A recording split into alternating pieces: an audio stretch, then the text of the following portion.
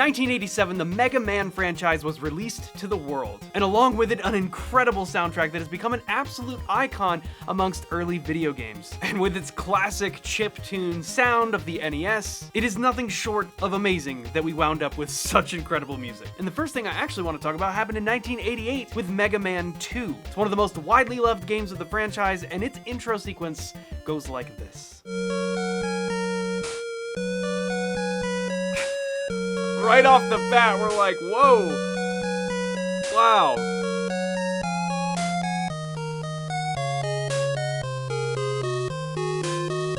Very nice, right? Oh, then we go somewhere new.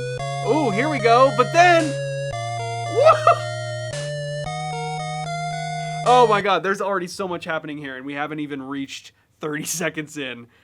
Let's take a look, because this is super cool. One of the things I love the most in music is the minor 4 chord, and we get it right off the bat.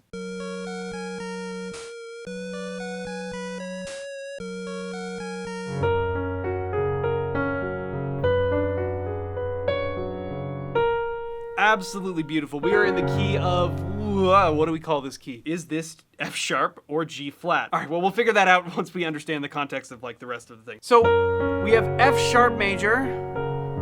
Now the 4 chord in F sharp, if you take our F sharp major scale, I'm a musician. I know how to play major scales.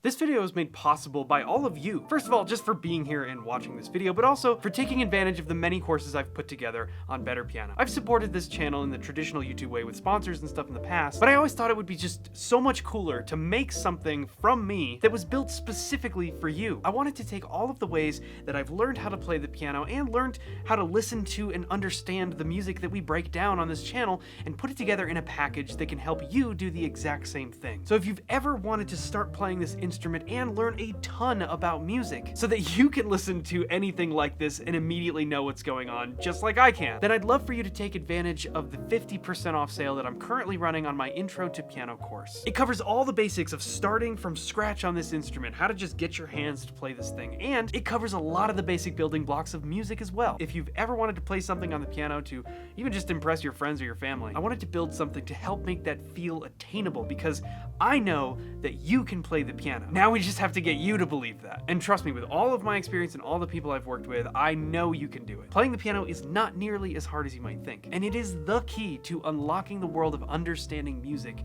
on an incredible level. It makes you enjoy music so much more when you can hear it and just know what you're listening to. But time for the 50% off sale is running out, so be sure to use the link in the description down below to take advantage of that. And by doing so, you're also doing a ton to help this channel. I'm only able to do what I can do with your support, and so I'm so appreciative of that, and I know that you're gonna get a ton out of this course. So use the link in the description below and go check it out. The 4 in the key of F sharp is 1, 2, 3, 4, B, right? So we're gonna play B, but we're gonna play it as a minor chord.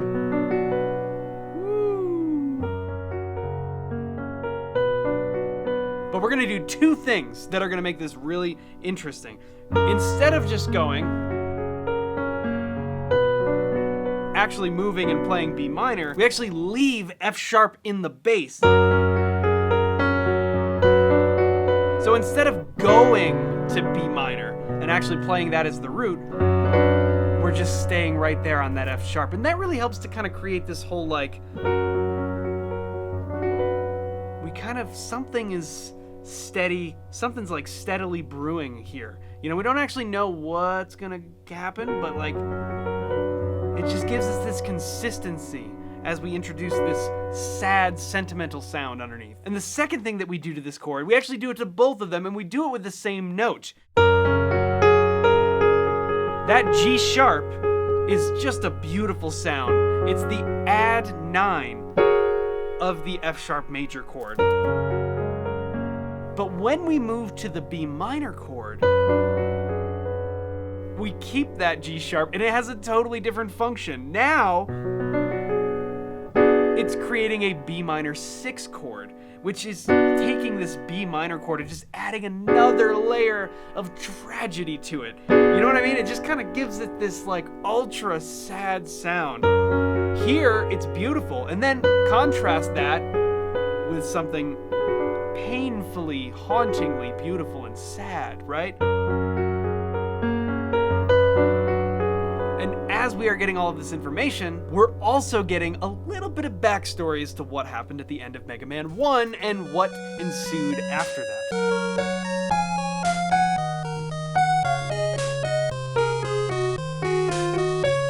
What a great melody, right? And the chords that go on underneath that are just beautiful. We've just come off of that B minor chord, that beautiful minor 4 chord, and we included the 6th in there. What a gorgeous, like, tragic, sad sound, right? And then we go right into our melody, and underneath it we have this beautiful walk down chord progression.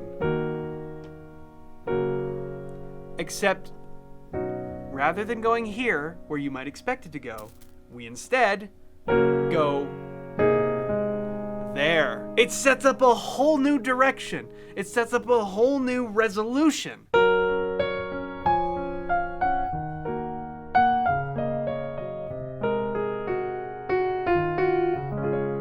It sets up a resolution on C sharp major, which we would expect could lead us right back to our home base of F sharp major. However, we don't get that. We hear this weird note. It's kind of a clash right there, but we immediately see why. Here we go.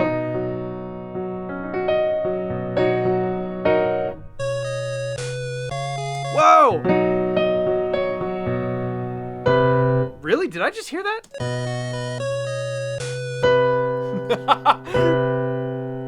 What? That's in there. That is for sure in there. Because okay, so it's clever, but it's funny because it kind of creates like this contradicting motion. We have a melody that makes absolutely perfect sense. It goes, right? And underneath that, we start on this chord, and then we go to this chord,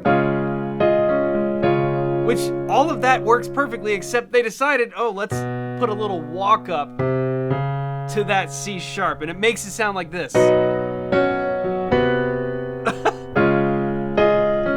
Which, okay, totally fine. That's an example of like a passing tone where the result is something dissonant, but we maybe don't care because it's all about where we're going, not necessarily like the specific notes and whether or not they're dissonant or consonant on our way. If we move in a logical, sensible direction and we arrive somewhere that makes sense, our ears literally don't care how we get there. So even though we are creating this with our melody and our root note, who cares? It doesn't matter. So we go. Then we get something so cool. Ready? Ready? Ooh, fake out. Woo! Oh, that is so cool. Okay, so we are setting up this resolution that automatically sounds like it's just gonna go.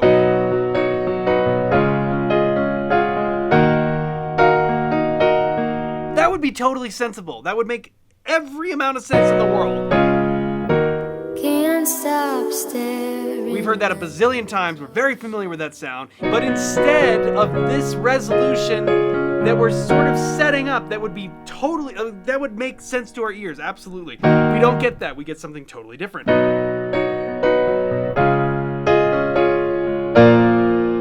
What? We do end up here in the end, but we set it up with a 5. Check this out. Okay, so if we just want to go,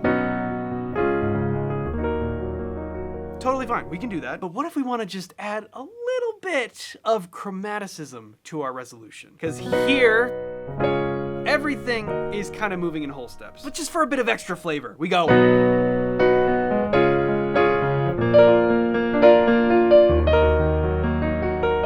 How cool is that? And you can see what it does. You can see how it adds that chromaticism, because we're going, instead of, look at our top note here. It starts on B, whole step, whole step. When we add that 5 chord in there, it gives us one extra step to resolve with a half step. And that's just a tiny bit more satisfying. And it sets up where we're going next, which is super cool.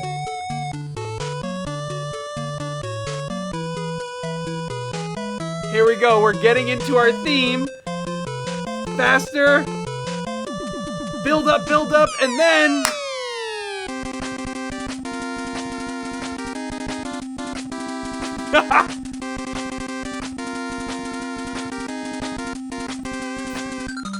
Yo, that's so sick.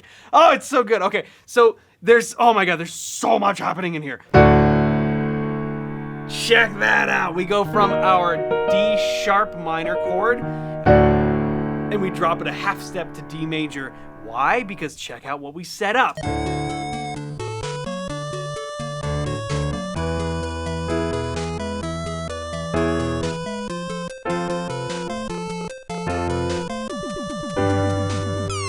Then that's how we set up.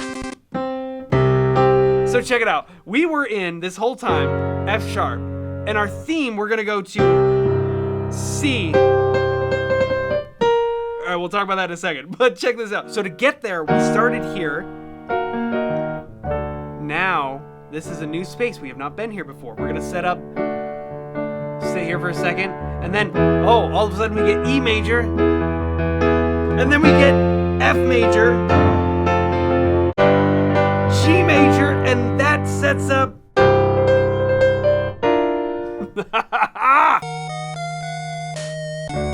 D major, E major, up a half step, F major, there's our G major, and now that sets us up. That is such a cool theme. Dig that. Oh man, we're just keeping the C held out the whole time. So that's a pedal tone. Anytime you keep a note in the bass while stuff is going on harmonically above it, that's a pedal tone. So we're using a C pedal. I don't actually think we get the D in there. No, it's just a fourth. We get... right? Because it creates this stacked fourth sound. That is so cool. That is sick! So the top note goes, but there's a note in there. Right here, bottom note. Oh, that's what it is. Okay, so it's just fourths.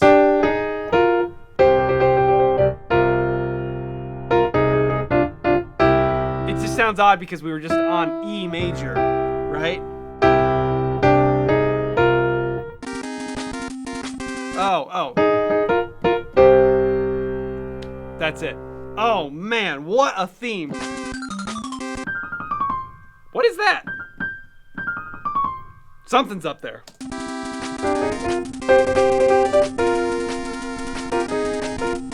Where do we go now?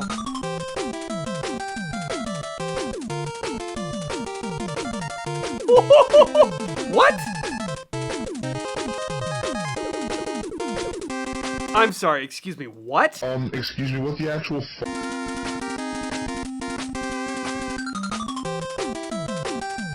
Okay, so...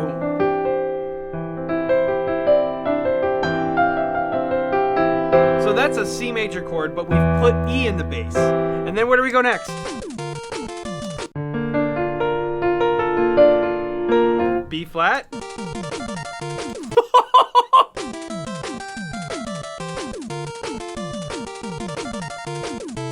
Yo!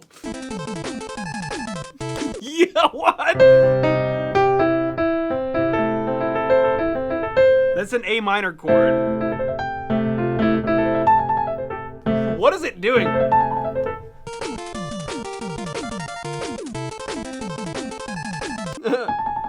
Why? This did not need to go this hard. Oh, check that out. We keep the C down there, but we change it from A minor to A flat major. Which sets us up, yeah, perfectly to go lead right back into the main theme. That's so brilliant. So we went E, D, we're talking about bass notes here. E, and the chord is C major. D in the bass, and the chord is B flat major. C in the bass, the chord is A minor, and then we have C still in the bass, but we change it to A flat major, which allows us to do this, that walk up, right? Where we hit B flat on the way, A flat, B flat, yeah. Ah! That's so hard to do. Oh, and it's even faster.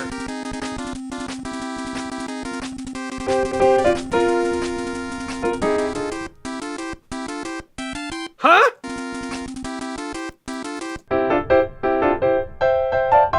Really?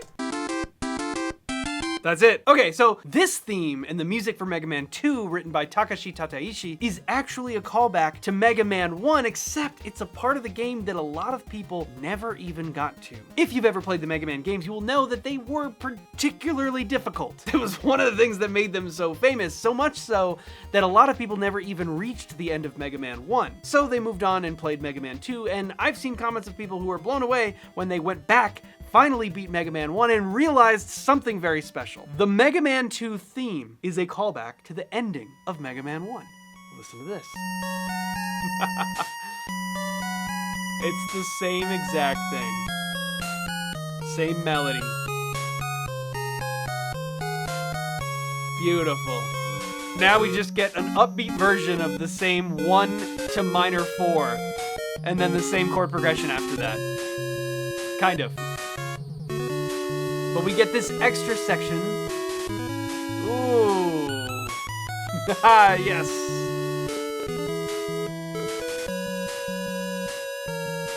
Oh, that's so cool. And of course, the Mega Man 1 soundtrack was composed by Manami Matsume. So even though we have two different composers, clearly there was a connection between the two games. And that was a nugget that a lot of people didn't even realize was a callback because they never beat Mega Man 1 in the first place. We could go on and on about the music of Mega Man because it is, as you know, there are tons of games and it's all insane. But that is a video for another day. But I want to know in the comments below, what was your favorite Mega Man game? And or what was your favorite Mega Man soundtrack or even specific level? And don't forget, if you want to supercharge your understanding of music and learn how to play the piano while you do it, time is running out to get 50% off my Intro to Piano course, link in the description down below. Anyways, that's gonna be it for today's video. Thank you so much for watching, and we will see you in the next one.